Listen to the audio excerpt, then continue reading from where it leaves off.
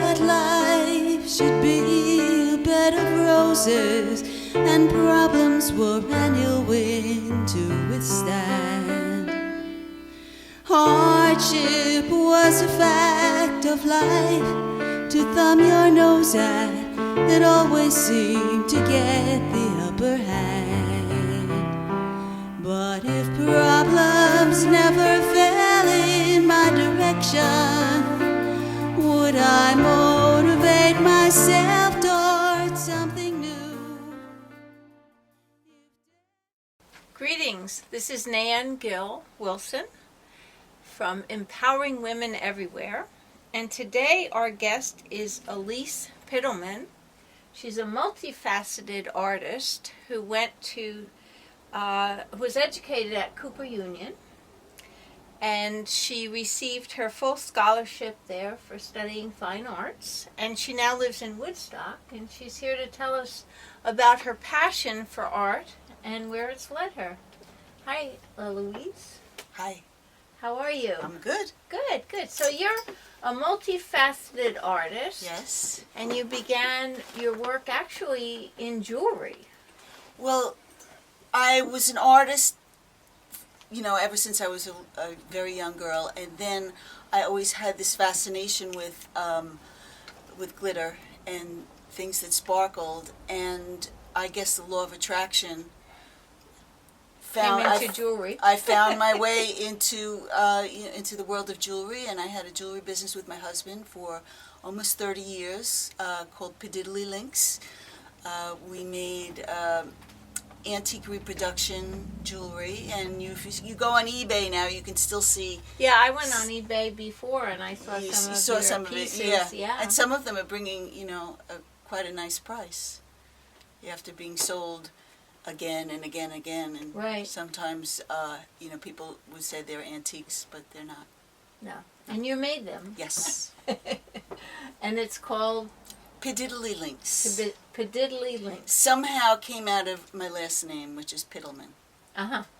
My husband thinks he made it up, and I think I made it up, so somehow we did it together, as we've done everything together. So you've done jewelry, and what are some of the other mediums that you've worked in? Painting and drawing, in art school, calligraphy.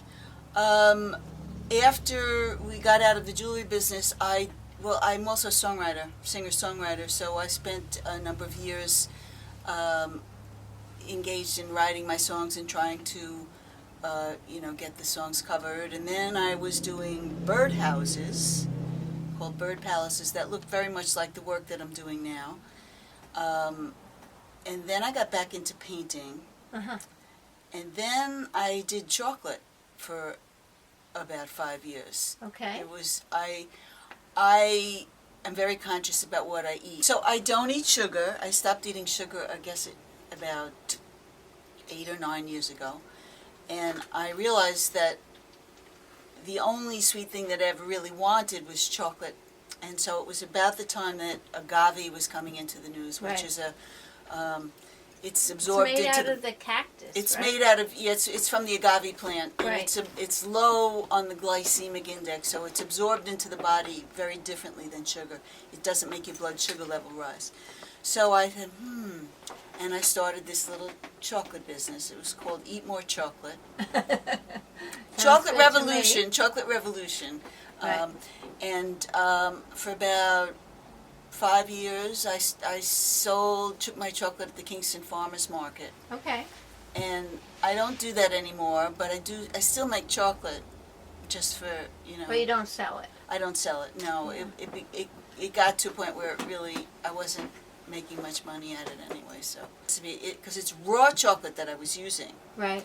Which is one of the healthiest things that you can eat. Right. People don't know that, but it's raw chocolate, which is not the same as most chocolate. As the process.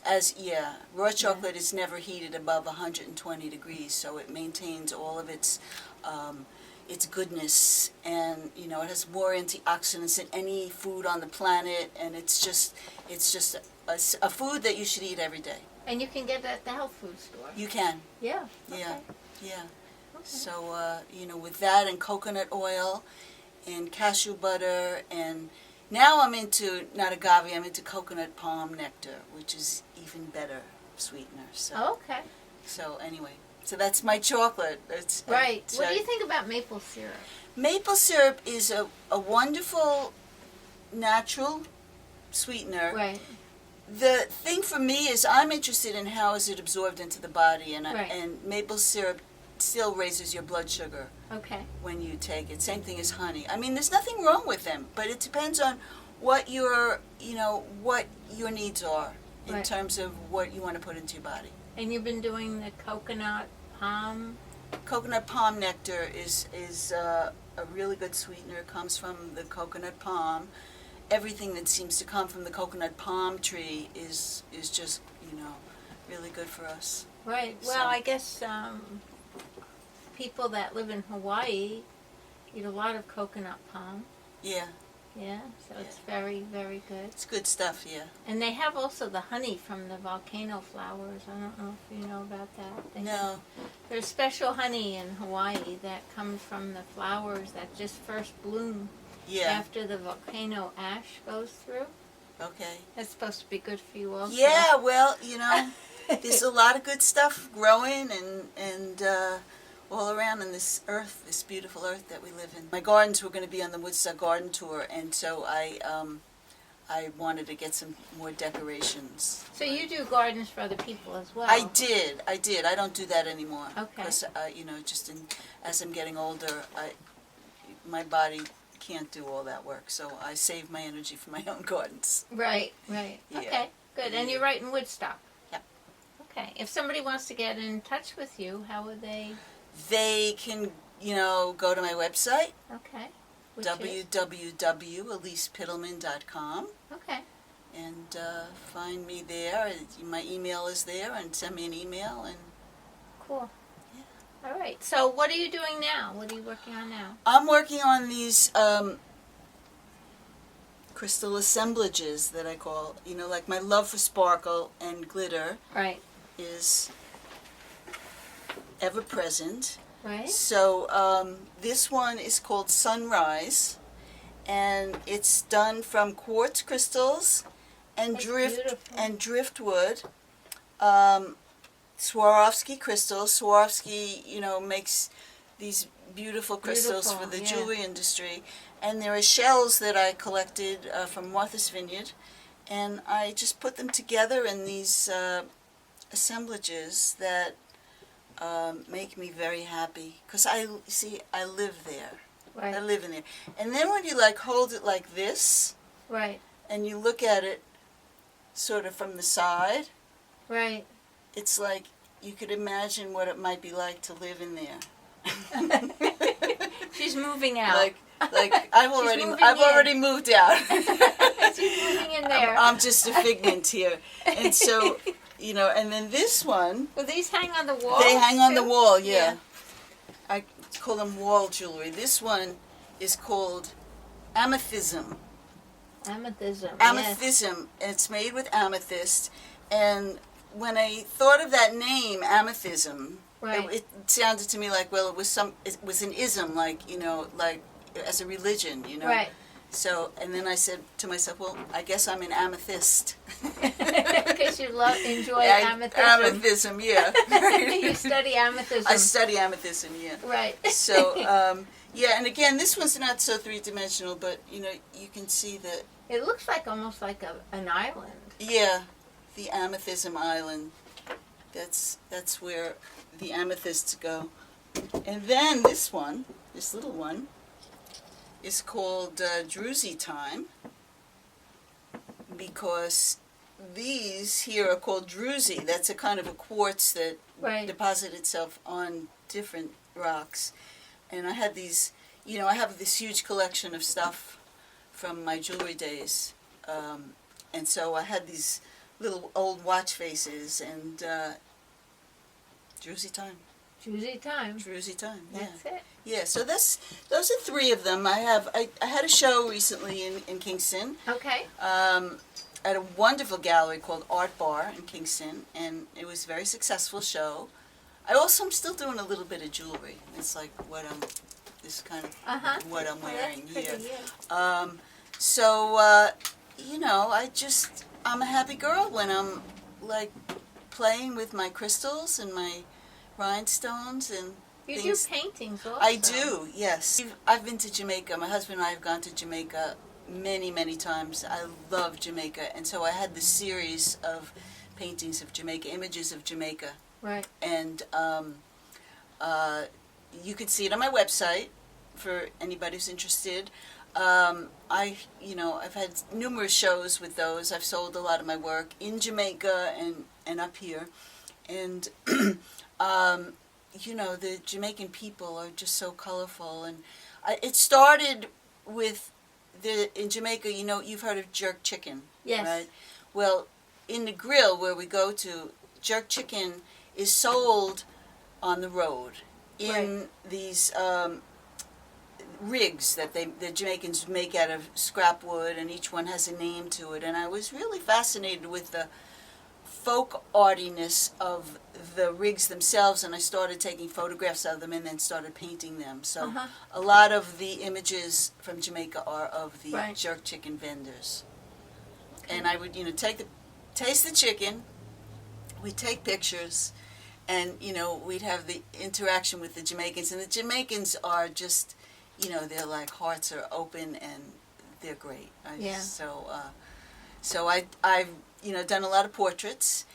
And then there's another body of work, which is also on my website, called Family Album, which is a series of black and white photographs from old family photographs. And the thing about the old photographs is that we all have these photographs. Right.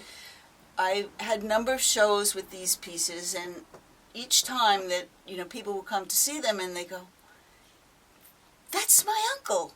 My goodness. It's like, because it's, even though it's really personal, it's such a universal thing. So these are photographs, They're paintings from photographs. Oh, okay. Paintings inspired by the old photographs that, when I was little, you'd get these photographs. Right. Some of them were like 4x4, I think. Yeah, and they were in a book, and they had that the squiggle thing around the scalloped edge, so I would include that, and it's fun. Okay. It's fun. And I did a number of paintings of my father, who passed when I was 4 years old. So I didn't really have a lot of experience of him. Right. I just had these photographs. And when I was painting him, it was so extraordinary. It's like somehow his spirit would come through in the paintings. And I never anticipated that I would actually be painting a relationship with my father. Oh, my. It was extraordinary. Yeah. And then I remember, like, the day before I had to set up my show, the first one, and I had my paintings set up around the room, and I, said, well, there's my mother and my uncle, and it was like, I started to cry. It was like, it was just, so moving. There. It was so moving that, like, here was my family. Right.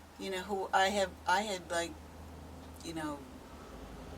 escaped from all family, everything to do with family when I was pretty young, fighting and squabbles. And so here I was creating my own experience of family the way I remembered it and wanted to remember it. The way you wanted to remember it, right? Yeah. So when did you start painting? How old were you?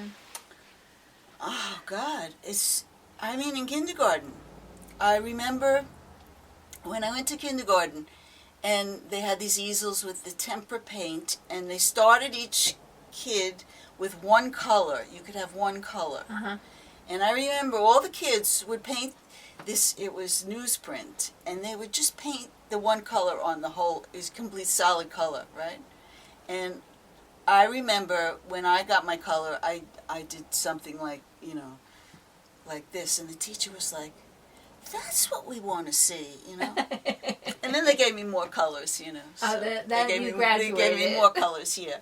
And so I just remember in the back of the room in every class, where the easels were set up, and, there would be something on television, and the teacher would say, draw, or paint, or crayons, and, I was just right in my element when if you would give me some kind of implement to express myself. So what would you say to someone if they were interested in starting to do some work or some things as far as getting started? What? Start. Just start. Start and be prepared to make bad art. Do you know, it's like I think everybody innately is an artist in some way, and finding the place to express that is a road that you must travel, and in order to get on that road, sometimes you have to make things that you don't like. Right. And then, a lot of people stop because of their judgment of that, and they say, well, I can't draw a straight line. You don't need to draw a straight line. Right. It's like, a lot of people don't want to go through the discomfort of, creating things that they don't like. Right. Yeah, and being judged, and so. But your suggestion is just do it. Just do it. If you want to do it, just do it. It's for you anyway. Right. So take some time and get some materials. And do it. If you like glitter, they have a lot of glitter. Yeah. A lot of different colors now. Yeah. Yeah. I even put, in my gardens, I have glitter and rhinestones in my gardens. Which is, I take these, it's not as... You're going to have to send me some pictures of your garden. Okay, I will. Okay? Do you have any in the summer when they're in bloom? Oh, yeah, I have pictures. You'll have to send pictures so we can see. So they, it kind of looks like my favorite way to garden is these little miniature vignettes of, like low-lying plants and succulents that make texture and rocks. And then, so it's very much, like this. Like a piece of art. Like this, and then if this was in my garden, then say I would plant something over here. Right. That would, would flower, and go into the crystals, and So, one of the things that I tell people is that I come from the Cover Every Inch School of Design. Okay. Cover every inch. Cover every inch, okay. Yeah. People say less is more. More is more for me. And, so if there's a space, I want to cover it. That's my philosophy. Okay, what I wanted to ask you is if you had any shows upcoming. There's going to be one, I think, at the end of April as a fundraiser for an organization called Rainbird, if I get that right, which is an organization started by a friend of mine to end child abuse. Okay. On the planet. And it's going to be... It's going to be at Art Bar. I'm not sure the date, and so, but I know that's the only thing that I have on my schedule right now. Right, and it's going to, and Art Bar is in Kingston? In Kingston, yes. On Broadway in Midtown Kingston. Right. Yeah. Nice, beautiful gallery. And you're going to have some of your work exhibited there, so everyone should come out and support Rainbird, it's called? Rainbird, yeah. Yeah, and we'll get you that website as well. Yes. So that they can see that. And they can check out your website as well. Yes. Which is? www.ElisePittleman.com. Okay. Now, you are working with Landmark, from yes. what I understand. You want Landmark to tell us a little Education. bit about that? Yes, the Landmark Education puts on the Landmark Forum, which evolved out of the original S training created by Werner Erhard. I did that work in 1976 and participated over the last, I don't do the math how many years that is, is that 40 years? Is that 30? Yeah, it's 40 years. Still, it's so ingrained in me that I don't know where I would be in my life without this work. This work is beautiful. It distinguishes what it is to be a human being. Mm-hmm. We all have, as human beings, it's like the machinery part, the human part of us. Right. We all have certain machinery that's common to everybody, and in the forum, they distinguish what that is. For instance, they talk about something called "you're already always listening," which is the filter with which you see the world. Right. But the thing about it is that you don't know that you have a filter. Most of us walk around seeing things, perceiving things in a certain way, and we think that's the way it is. Right. We don't have no idea that we're seeing things, or we're seeing people, and we're making judgments about people through a particular filter. Right. And it's like when you don't know that you have a filter, those things seem fixed and set as the way they are. In the forum, it's kind of like if you had a hand in front of your face your whole life. Right. And you were seeing, like this is the way you lived, and you had a good life. You had no idea there was a hand in front of your face. And then in the forum, it's like somehow you become aware there's a hand in front of your face. Right. And it's still there. But what happens is that you're able to it doesn't block your vision anymore. Right. So it's there. At any time you can put it back on your face. But it gives you access to perceiving the world in ways that you never thought possible. And especially people. It's amazing because sometimes you will perceive, you may have a bad interaction with somebody. Right. And you think it's their fault. Uh-huh. They did something and that was it. When you expand your perception and you're able to see it from a place of your own responsibility, people show up in the most amazing ways. Right. And it's still amazing to me how that happens, but it's like, and it's never about the person out there. It's always about you and how you're perceiving them. Right. So you can actually change your perception. Yes. Of different people and different events and actually open up a new way of perceiving Yes. who you are Yes. in relationship to that. Yes. And when that happens, like anything becomes possible. The journey is about accessing cellular memory. Okay. What is cellular memory? And how it goes is that when a powerful emotion is not fully expressed, it gets stuffed in the body. Right. And we've all had the experience of stuffing emotions. Like Right. somebody does something and you get really mad. Right. You move back. And, you get mad and they say, oh, don't be mad. Or when you're a little kid and you're crying and your mommy gives you a lollipop because she doesn't want you to be sad. Right. And so Or the she message... tells you, go up to your room and Yeah. don't cry here. Yeah, don't be however you are. Right. Unless it's happy, right? So we get Right. this message. And so what happens is that we swallow that. And so when we do that, things happen in the body, in our cells. In a normal, if everything's going well in the body, in about 1 year's time, all of the cells are replicated. So it's like we're new Right. every... They said every 3 years. Well, it's some people say different periods of time. I was taught in the journey a little bit over a year. And so, and each organ takes a different amount of time. Like I think the liver is 6 weeks. The eyes are very quick. So like when people have eye surgery, it's like 2 days and it's completely clears up, healed. yeah. This, each part of the body takes a certain period of time. So when the emotions get stuck in the cells, Right. they don't replicate properly. Oh my.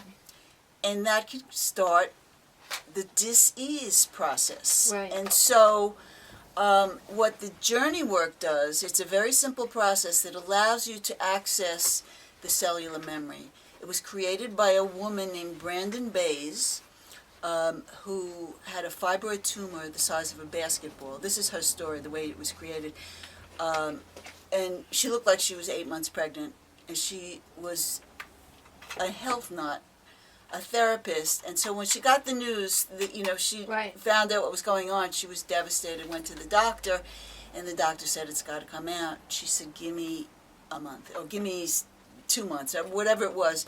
Doctor said, well, okay. And she set out on this program of massages every day, raw fruits and vegetables, in this whole thing to see if she could, Right. get rid of it.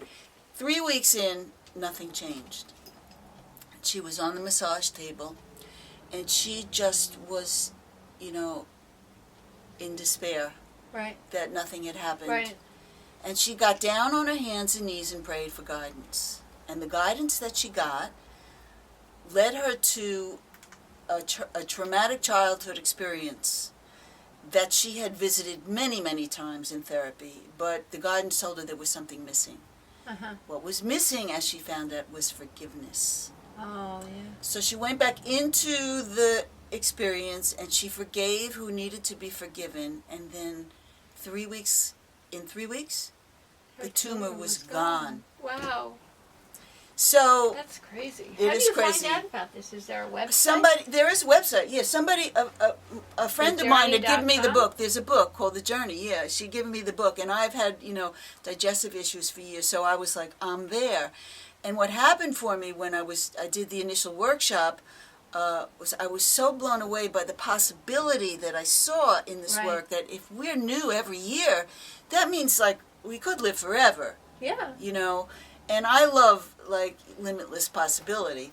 So Hey, I'll take it as long as I'm healthy. so what I did was I enrolled in the practitioners program. I was not planning to do this in my life. It was a year-long program, many, many different workshops, and I had to do case studies and get myself grounded in the journey process. Right. And I have, since that was in 2007, I have unearthed, I like to call it now cellular spilkes. I don't know if you know what the word spilkes is. It's a wonderful Yiddish word for what it sounds like. It's like troubles or agita, spilkes, yeah. So cellular spilkes. It's like that which, and we're mostly unconscious of it. Right. And it shows up in our body. We spoke about the blind spot that they Right. talk about in the forum. Right. Well, all of this, these memories are completely unconscious and in our blind spot. I unearthed memories that, and it was like, that memory? It was like some benign memory, but it had like registered something very powerful in Yeah. me, and when I was able to access it and release it, I just experienced. How do you go back to those memories? That's what the process allows you to do. Okay. And you're guided by a practitioner, Okay. me. And you're a practitioner. I am in a that. practitioner of that. It's a beautiful work that, for the since 2007, it's almost 10 years that it's just opened me up. My heart is, I'm like not guarded like I used to be. Yeah. My heart is open. I feel when, it's like when sadness, sometimes life is unbearably sad. Right. There's no escaping that. And when you can really feel that, And let it go. and you just move through it. It doesn't Yeah. get stuck, Yeah. So It's much healthier. yeah, so The Journey, www.thejourney.com. Okay. Check it out. And Check it there's a out. book also called The Journey by Brandon Bays. Okay.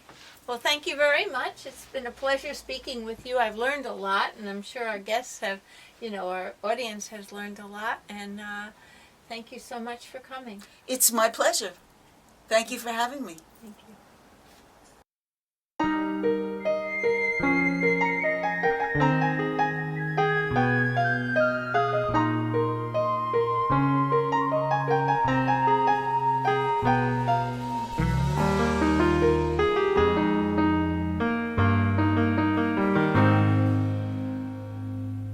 I have dreamed a dream of harmony more than once or twice. When I close my eyes, I visualize a paradise. And I know I'm just a dreamer with an idealistic heart. But wouldn't crazy dreams like these be somewhere we could start? To reconcile our differences and to smoke a pipe of peace. Let our hands be clasping olive branches.